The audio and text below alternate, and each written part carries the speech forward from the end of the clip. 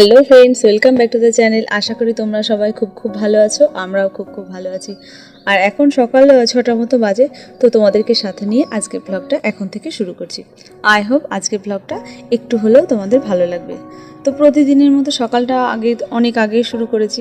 আর এখন একটু কাজের চাপটা কম, যেহেতু মেয়ের স্কুলটা ছুটি পড়ে গেছে। তাই সব কাজ এখন ধীরে সুস্থেই করছি, কোনো তাড়াহুড়ো নেই। তাই সকাল সকাল বাসি কাজগুলো সেরে নিয়ে পুজো পাঠটাও সেরে ফেলছি। আর হাজব্যান্ড বাড়ি থাকলে হাজব্যান্ডই পুজো দেয়। আজকে যেহেতু মর্নিং ডিউটি, তাই আমি পুজো দিচ্ছি। আর আজকে শনিবার, তো শনিবার তো পুজো দিতে অনেকটাই সময় লাগে। বৃহস্পতিবারে যেমন লক্ষ্মী পুজোতে সময় লাগে, তেমনি শনিবারেও তারা মায়ের পুজো দিতে প্রচুর সময় লাগে। ঠাকুরের বাসনগুলো মাজতে হয়, তারপর নতুন করে সাজাতে হয়, জামার কাপড়গুলো চেঞ্জ করতে হয়, সেগুলো আবার ধুতে হয়। তো অনেক কাজই করতে হয়।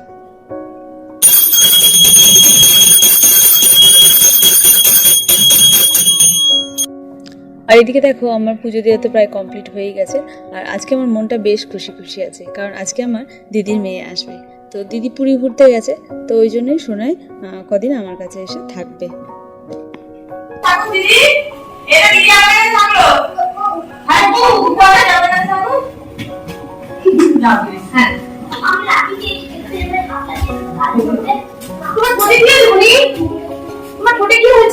বলে দাও মেহুল, বলে দাও, বলো ব্যথা, বলো আলমারি মাথায় ঘরে গিয়ে ঘরে চল, শোনো ঘরে চল। হ্যাঁ, দেখি দিদির দিকে তাকাও মেহুল। ও মা, কাকে নিয়েছো? কাকে কোলে নিয়েছো? গপুকে না, কোলে দাও। তুমি পারবে না তো, থাক থাক থাক থাক থাক থাক, তো কোলে থাক, কোলে থাক। কত খেলনা, কে দিয়েছে? মনি দিয়েছে? হ্যাঁ, খোলো খোলো, তুমি পারবে তো, খুলতে দেখো। এই দেখো, এই দেখো, আর করো, এই দেখো, বার করো।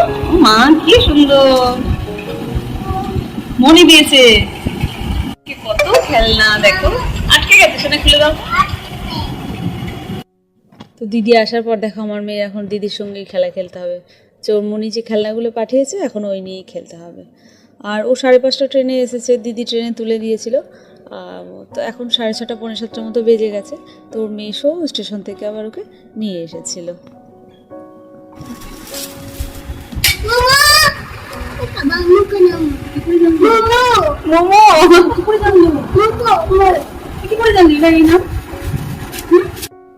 তো সোনাইকে যখন নিয়ে আসছিল স্টেশন থেকে, তো আসার পথে সোনাইয়ের জন্যই মোমো নিয়ে এসেছিল। কেননা আমিও মোমো খাই না, ওর মেয়েও মোমো খায় না। তার মেয়েকে তো কোনোদিন মোমো দিইনি, কিন্তু এই মোমোটা বার করাতে দেখছি আমার মেয়ে মোমো করে আছে। মানে আমি ভাবতেই পারছি না যে এটার নামও কী করে জানলো। তো তারপর ভাবলাম যে ও তো সারাদিনই যখনই খাবার নিয়ে বসে, তো ইউটিউবে দেখে শর্টসগুলো, এই মোমো হয়তো ওখান থেকে শিখেছে। আর আমাদের পাড়ায় এই মোমোটা বানাই, মানে পাড়ায় একদম কাছেই দোকানটা, খুব সুন্দর, বেশ টেস্টি হয়েছে। আর অল্প করে একজনের মধ্যেই আনতে দিয়েছিলাম, যেহেতু আমরা কেউ খাই না। কিন্তু আমার মেয়ে তো দেখছি মানে 2-3 পিস মানে খেয়েই নিচ্ছে।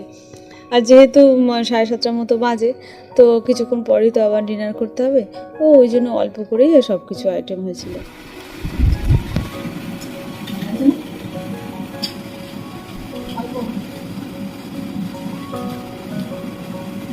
তুমি খাও, দিও না।